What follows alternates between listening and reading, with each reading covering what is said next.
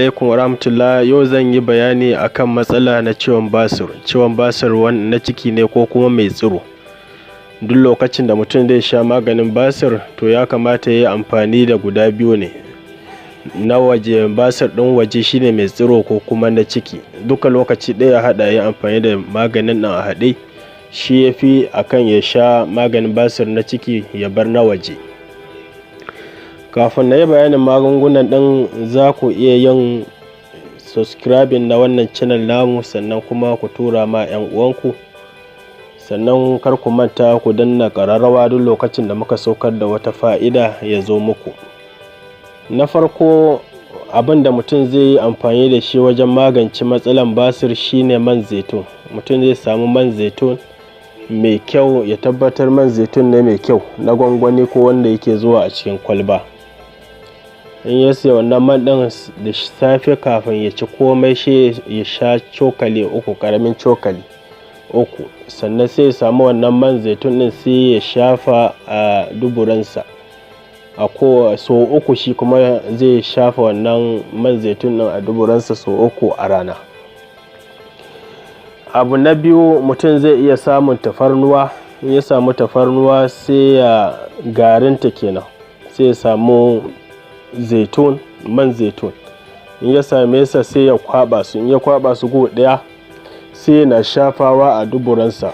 Basir ko tsiro ya yi, in dai mutum yana shafa wannan garin tafarnuwan ɗin da shi man zaitun a duburansa, take dai tsotse ya shanye ba tare da ya fashe ba, kuma mutum zai samu waraka. Ko basir ɗin na ciki ne, mutum yana sa wannan haɗin tafarnuwan ɗin da zaitun ta duburansa, insha Allah zai samu waraka. Abu na uku, mutum zai samu lemun tsami, sai ya matse ruwan lemun tsamin ɗin, sai ya samu nono, madara mai kyau, sai ya haɗa madaran ɗin, ya ɗanɗama ta ɗan yi zafi haka nan, ta ɗan yi ɗumi, sai ya zuba lemun tsamin a ciki, sai ya sha so 2 a rana. To wannan insha Allah duk wani basir da yake cikinka, ko tsiro ya yi ko kuma bai tsiron ba, yana cikinka ne, yana damunka, da idan Allah za ka fitar da shi a ƙarƙashin wannan lemun tsamin ɗin da ita madaran ɗin ka haɗa su kana sha.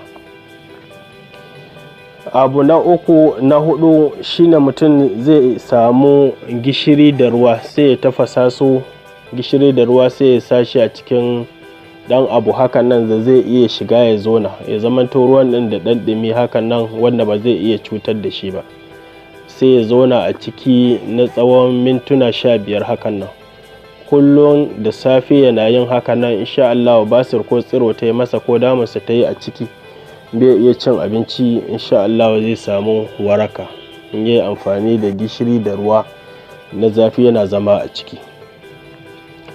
Abu na 5, mutum zai iya samun zuman magarya. Akwai wani zuma da aka same shi a Islamic chemist, ana kiransa asali sidir, shine zuman magarya.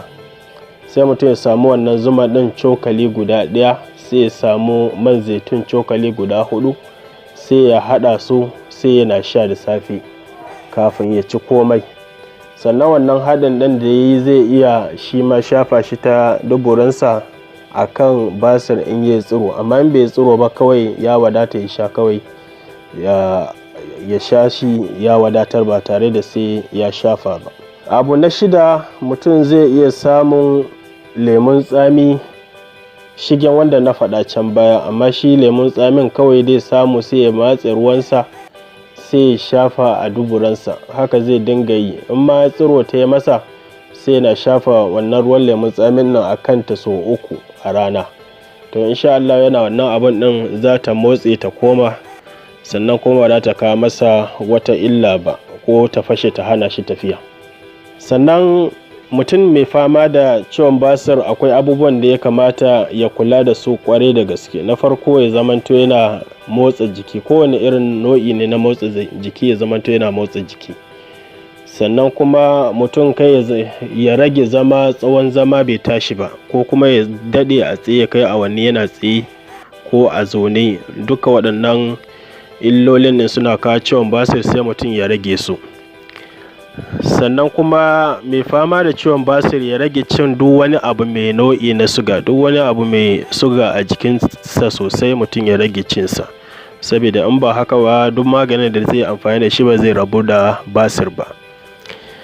Sannan mutum kuma mai fama da ciwon basir ya yi ƙoƙari duk lokacin da ya ji bayan gida ya kama shi ya je ya yi, kai ya riƙe ta ya daɗe bai je ya yi ba, shi ma wannan yakan kawo kamuwa da basir. Sannan kuma ko ka kamu da basir ɗin in dai ba ka yin bayan gida a kai yanda ya kamata, to basir ɗin zai wahala ya sake ka.